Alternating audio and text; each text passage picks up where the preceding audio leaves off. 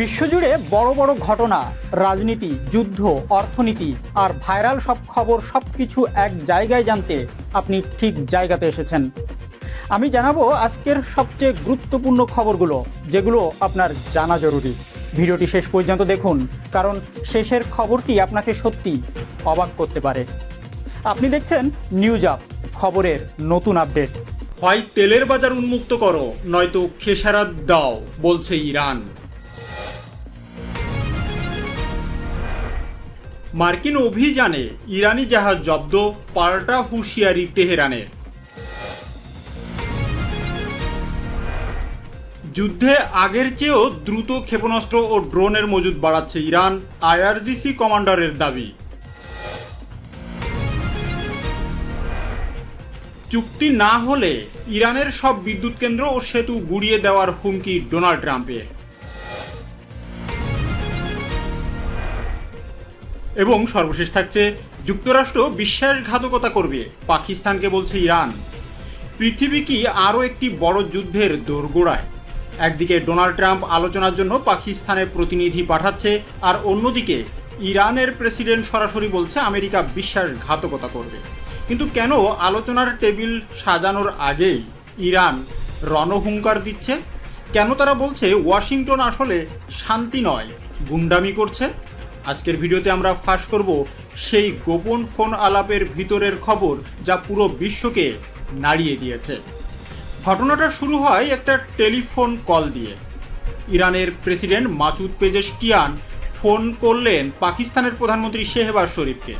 কিন্তু এই phone call সাধারণ কোনো সৌজন্য বিনিময় ছিল না। পেজেশকিয়ান দাবি করেছেন যুক্তরাষ্ট্র আলোচনার আড়ালে বড় কোনো চাল চালছে। তিনি সরাসরি অভিযোগ করছেন যুদ্ধবিরতি চলাকালীন আমেরিকা অযৌক্তিক ও গুন্ডামিমূলক আচরণ করছে। কিন্তু প্রশ্ন হলো, ট্রাম্প যখন ইসলামাবাদে আলোচনার প্রস্তাব দিলেন, ঠিক তখনই কেন ওমান সাগরে ইরানের বাণিজ্যিক জাহাজ জব্দ করল মার্কিন নৌবাহিনী? এটা কি আলোচনার ফাঁদ নাকি যুদ্ধের মহড়া? ইরান এখন পরিষ্কার জানিয়ে দিয়েছে, মুখে শান্তি আর পিছনের দরজা দিয়ে নৌ অবরোধ, এই দ্বিমুখী নীতি আর চলবে না। ইরানের সব কথা, আগে নৌ অবরোধ তোলো, তারপর আলোচনার কথা ভাবো। এমনকি ডোনাল্ড ট্রাম্পের প্রতিনিধিদের ইসলামাবাদ যাওয়ার খবর চাওয়ার হলেও ইরান কেন সেখানে অংশ নিতে চাচ্ছে না? গোয়েন্দা সূত্রগুলো বলছে পরিস্থিতি এতটাই জটিল যে আলোচনার চেয়ে পাল্টা হামলার সম্ভাবনা এখন অনেক বেশি। আমেরিকা কি সত্যি কূটনীতির নামে বিশ্বাসঘাতকতা করতে যাচ্ছে? যুক্তরাষ্ট্রের জাহাজ জব্দ আর ইরানের এই চরম হুঁশিয়ারি কি মধ্যপ্রাচ্যের মানচিত্র বদলে দেবে? কেন পাকিস্তান এই স্পর্শকাতর ইস্যু নিয়ে মুখ খুলতে ভয় পাচ্ছে? সব কিছুর উত্তর জানাবো ভিডিওর এই অংশে। তবে এর আগে আপনি কি মনে করেন, ট্রাম্পের এই আলোচনা কি শুধুই লোক দেখানো? কমেন্টসে আপনার মতামত জানান, আর ভিডিওটি শেষ পর্যন্ত দেখুন, কারণ শেষের দিকে আমরা এমন এক তথ্য দিব যা আপনি আগে কোথাও শোনেননি। এতক্ষণ শিরোনামগুলো শুনছিলেন, এখন বিস্তারিত। তবে তার আগে আপনি যদি আমাদের চ্যানেলের নতুন হন, তাহলে চ্যানেলটি সাবস্ক্রাইব করে পাশে থাকা বেল আইকনটি প্রেস করে রাখুন। হয় তেলের বাজার উন্মুক্ত করো, নয়তো খেসারত দাও, বলছে ইরান। ইরানের প্রথম ভাইস প্রেসিডেন্ট মোহাম্মদ রেজা আরেফ সামাজিক যোগাযোগ মাধ্যম এক্সে দেওয়া এক পোস্টে হরমুজ প্রণালীর নিরাপত্তা নিয়ে কঠোর হুঁশিয়ারি উচ্চারণ করেছে। তিনি স্পষ্ট করে জানান যে এই কৌশলগত নৌপথে কখনোই বিনামূল্যে নিরাপত্তা পাওয়া সম্ভব হবে না। আরেফের মতে, ইরানের জ্বালানি তেল রপ্তানিতে প্রতিবন্ধকতা সৃষ্টি করে অন্য পক্ষগুলো তাদের নিজেদের জন্য নির্বিঘ্ন নিরাপত্তা প্রত্যাশা করতে পারে না। তিনি বর্তমান পরিস্থিতিকে একটি দ্বিমুখী পছন্দ হিসাবে বর্ণনা করেছেন। হয় সবার জন্য তেলের বাজার উন্মুক্ত রাখো, অন্যথায় বড় ধরনের খেসারতের ঝুঁকি নেওয়া। বিশ্ববাজারে জ্বালানি তেলের দামের স্থিতিশীলতার বিষয়েও তিনি গুরুত্বপূর্ণ মন্তব্য করেন। তিনি জানান, তেলের বাজারকে স্থিতিশীল রাখতে হলে ইরান ও তার মিত্রদের উপর থেকে সব ধরনের অর্থনৈতিক ও সামরিক চাপ টেকসইভাবে অপসারণ করতে হবে। মূলত ইরানকে চাপে রেখে বৈশ্বিক জ্বালানি নিরাপত্তা নিশ্চিত করা সম্ভব নয়, এটাই ছিল তার বার্তার মূল সুর। রেজা আরেফি এর এই বক্তব্য মধ্যপ্রাচ্যে বিদ্যমান ভূ রাজনৈতিক উত্তেজনা ও জ্বালানি বাণিজ্যের সংকটেরই প্রতিফলন।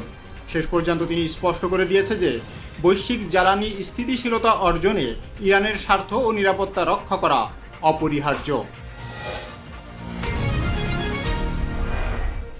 মার্কিন অভিযানে ইরানি জাহাজ জব্দ, পাল্টা হুঁশিয়ারি তেহরানের। ওমান সাগরে মার্কিন সামরিক বাহিনী কর্তৃক একটি ইরানি বাণিজ্যিক জাহাজ জব্দের ঘটনায় দুই দেশের মধ্যে চরম উত্তেজনা সৃষ্টি হয়েছে।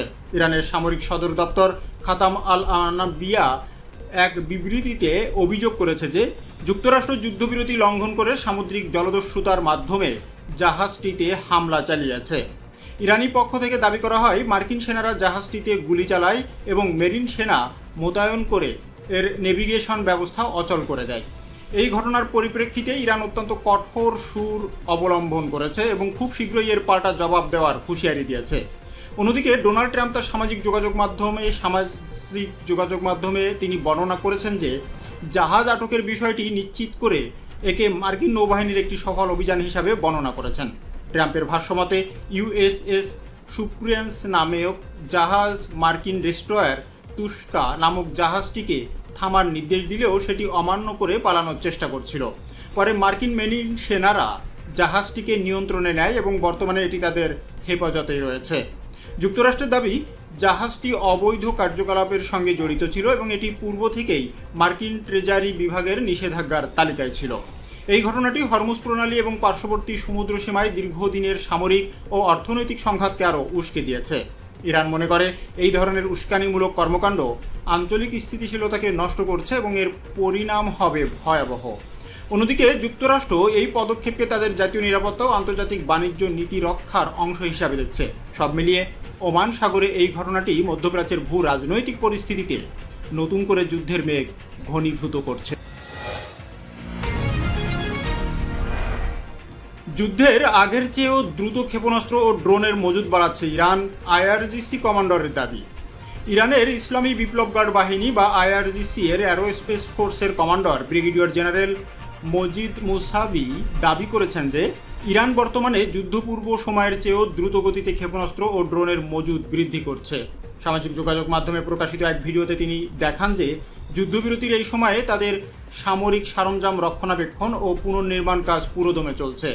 মুসাবিয়ের মতে তাদের ক্ষেপণাস্ত্র ও ড্রোন উৎক্ষেপণ ব্যবস্থা আধুনিকায়নের গতি এখন যে কোনো সময়ের চেয়ে বেশি। তিনি আরও উল্লেখ করেন যে শত্রুপক্ষ অর্থাৎ যুক্তরাষ্ট্র ও ইসরায়েল এই ধরনের সক্ষমতা অর্জনে ব্যর্থ এবং তারা দূর দেশ থেকে সামান্য গোলাবারুদ আমদানির উপর নির্ভরশীল। ইরানের দাবি অনুযায়ী তাদের বিরুদ্ধে মার্কিন ও ইসরায়েলি আগ্রাসন পুরোপুরি ব্যর্থ হয়েছে এবং এই যুদ্ধে তারা পরাজিত হয়েছে। জেনারেল মুসাবি আরও বলেন, প্রতিপক্ষ শক্তিগুলো কৌশলগতভাবে গুরুত্বপূর্ণ হরমুজ প্রণালী এবং লেবানন সহ পুরো অঞ্চলের উপর নিয়ন্ত্রণ হারিয়েছে। ভিডিও বার্তার মাধ্যমে ইরান তাদের সামরিক শক্তি বৃদ্ধির বিষয়টি বিশ্বমঞ্চে জানান দিয়ে এক প্রকার সতর্কবার্তা প্রদান করেছে। মূলত এই বক্তব্যটি ইরানের সামরিক সক্ষমতা পুনরুদ্ধার এবং আঞ্চলিক আধিপত্য বজায় রাখার আত্মবিশ্বাসকে ফুটিয়ে তোলে। দেশটির সামরিক নেতাদের মতে চলমান যুদ্ধবিরতি তাদের শক্তি সঞ্চারের এক সুবর্ণ সুযোগ হিসাবে কাজ করছে। সার্বিকভাবে ইরানের এই সামরিক তৎপরতা মধ্যপ্রাচ্যের অস্থির ভূ রাজনৈতিক পরিস্থিতিতে নতুন উত্তেজনা সৃষ্টি করেছে। শেষ পর্যন্ত আইআরজিসি কমান্ডার এটি প্রতিষ্ঠা করতে চেয়েছে যে ইরান যে কোনো পরিস্থিতির জন্য আগের চেয়েও বেশি প্রস্তুত। চুক্তি না হলে ইরানের সব বিদ্যুৎ কেন্দ্র ও সেতু গুড়িয়ে দেওয়ার হুমকি ডোনাল্ড ট্রাম্পের। মার্কিন প্রেসিডেন্ট ডোনাল্ড ট্রাম্প ইরানের প্রতি কঠোর হুঁশিয়ারি উচ্চারণ করে বলেছেন, শান্তি চুক্তি মেনে না নিলে দেশটির প্রতিটি বিদ্যুৎ কেন্দ্র ও সেতু ধ্বংস করে দেওয়া হবে। সামাজিক যোগাযোগ মাধ্যম ট্রুথ সোশ্যালে দেওয়া এক পোস্টে ট্রাম্প এই চরম হুমকি প্রদান করেন, যা আন্তর্জাতিক মহলে চাঞ্চল্য সৃষ্টি করেছে। তিনি উল্লেখ করেন যে যুক্তরাষ্ট্র ইরানকে একটি ন্যায্য ও যুক্তিসঙ্গত চুক্তির প্রস্তাব দিচ্ছে এবং তিনি আশা করেন ইরান তা গ্রহণ করবে। তবে এই প্রস্তাব প্রত্যাখ্যান করলে সামরিক হামলার মাধ্যমে ইরানের অবকাঠামো গুড়িয়ে দেওয়া হবে বলে তিনি স্পষ্ট জানান। ট্রাম্পের এই হুমকির পিছনে একটি সাম্প্রতিক সংঘাতময় ঘটনা কাজ করছে বলে ধারণা করা হচ্ছে। তিনি অভিযোগ করেছেন যে ইরান গত শনিবার হরমুজ প্রণালীতে গুলি চালিয়েছে, যা বিদ্যমান যুদ্ধবিরতি চুক্তির চরম লঙ্ঘন। ট্রাম্পের মতে এই ধরনের উস্কানিমূলক কর্মকাণ্ড কোনোভাবেই গ্রহণযোগ্য নয়। তিনি মনে করেন ইরানের কর্মকাণ্ড আঞ্চলিক শান্তি ও স্থিতিশীলতাকে সরাসরি হুমকির মুখে ফেলেছে। মূলত ট্রাম্প তার বার্তার মাধ্যমে ইরানকে একটি পরিষ্কার আল্টিমেটাম দিতে চেয়েছেন। চুক্তিতে সায় না দিলে দেশটির ভয়াবহ অর্থনৈতিক ও অবকাঠামোগত বিপর্যয়ের সম্মুখীন হতে হবে, এটি ছিল তার মূল বক্তব্য। ওয়াশিংটন ও তেহরানের মধ্যে ক্রমবর্ধমান উত্তেজনার মাঝে এই হুমকি পরিস্থিতিকে আরও জটিল করে তুলেছে। বৈশ্বিক জ্বালানি ও নিরাপত্তার স্বার্থে এই বদানুবাদ এখন বিশ্ব রাজনীতির বিদ্যুৎ কেন্দ্র থেকে শুরু করে সব অবকাঠামোতে হামলার ঘটনা এর রাজনীতির মূল কেন্দ্রে পরিণত হয়েছে। পরিশেষে ট্রাম্পের এই বক্তব্যটি ইরানের উপর সর্বোচ্চ চাপ প্রয়োগের একটি কৌশলী অবস্থান হিসাবেই দেখা হচ্ছে। যুক্তরাষ্ট্র বিশ্বাসঘাতকতা করবে, পাকিস্তানকে বলছে ইরান। ইরানের প্রেসিডেন্ট মাসুদ পেজেশকিয়ান এবং পাকিস্তানের প্রধানমন্ত্রী শেহবাজ শরীফের মধ্যে সাম্প্রতিক টেলিফোন আলাপে যুক্তরাষ্ট্রের কূটনৈতিক ভূমিকা নিয়ে গভীর উদ্বেগ প্রকাশ করা হয়েছে। প্রেসিডেন্ট পেজেশকিয়ান আশঙ্কা প্রকাশ করেছে যে যুক্তরাষ্ট্র পুনরায় কূটনৈতিক বিশ্বাসঘাতকতা করতে পারে, যেমনটা তারা অতীতেও করেছে। তিনি অভিযোগ করেন, যুদ্ধবিরতি ও আলোচনার পরিবেশ থাকা সত্ত্বেও ওয়াশিংটন অযৌক্তিক ও উদ্বুদ্ধ আচরণ প্রদর্শন করছে। এই আচরণের ফলে তেহরানের মনে সন্দেহ দানা বেঁধেছে যে যুক্তরাষ্ট্র সম্ভবত আলোচনাকে গুরুত্ব না দিয়ে আবারও হামলার পরিকল্পনা করছে। এদিকে ডোনাল্ড ট্রাম্প ইসলামাবাদে আলোচনার জন্য প্রতিনিধি পাঠানোর ঘোষণা দিলেও ইরান এই আলোচনায় অংশ না নেওয়ার ইঙ্গিত দিয়েছে। ইরানি সংবাদ মাধ্যমগুলো জানিয়েছে, বর্তমান পরিস্থিতিকে কোনোভাবে আলোচনার জন্য ইতিবাচক হিসাবে মূল্যায়ন করার সুযোগ নেই। ইরান সাফ জানিয়ে দিয়েছে যে কোনো আলোচনার আগে যুক্তরাষ্ট্রকে অবশ্যই তাদের উপর থেকে নৌ অবরোধ প্রত্যাহার করতে হবে। এর মধ্যেই ওমান সাগরে একটি ইরানি বাণিজ্যিক জাহাজ মার্কিন নৌবাহিনী কর্তৃক জব্দের ঘটনা পরিস্থিতিকে আরও জটিল করে তুলেছে। তেহরান এই ঘটনাকে উস্কানিমূলক হিসাবে দেখছে এবং এর পাল্টা জবাব দেওয়ার কঠোর হুঁশিয়ারি দিয়েছে। পাকিস্তান এই ফোনালাপের পর দেওয়া বিবৃতিতে দ্বিপাক্ষিক সম্পর্কের কথা বললেও যুক্তরাষ্ট্রের সাথে দ্বিতীয় ধাপের আলোচনার বিষয়টি এড়িয়ে গেছে। সামগ্রিকভাবে পারস্পরিক অবিশ্বাস এবং সাম্প্রতিক সামরিক পদক্ষেপের কারণে দুই দেশের মধ্যে কূটনৈতিক সমাধানের পথ ক্রমেই সংকুচিত হয়ে আসছে। সব মিলিয়ে মধ্যপ্রাচ্যের এই উত্তেজনা এখন এক অনিশ্চিত ভবিষ্যতের দিকে ধাবিত হচ্ছে। এই ছিল আজকের গুরুত্বপূর্ণ খবরের আপডেট। ভিডিওটি যদি আপনার ভালো লাগে তাহলে অবশ্যই লাইক করুন, কমেন্টসে আপনার মূল্যবান মতামত জানান, আর এমন আপডেট পেতে নিউজ আপ চ্যানেলটি সাবস্ক্রাইব করে বেল আইকনটি অন করে রাখুন, কারণ আমরা প্রতিদিন নিয়ে আসি বিশ্ব রাজনীতি, যুদ্ধ পরিস্থিতি এবং বড় বড় ব্রেকিং নিউজের আপডেট। সবশেষে আমাদের সাথে থাকার জন্য ধন্যবাদ। আবার দেখা হবে পরবর্তী আপডেটে। নিউজ আপের সাথেই থাকবেন।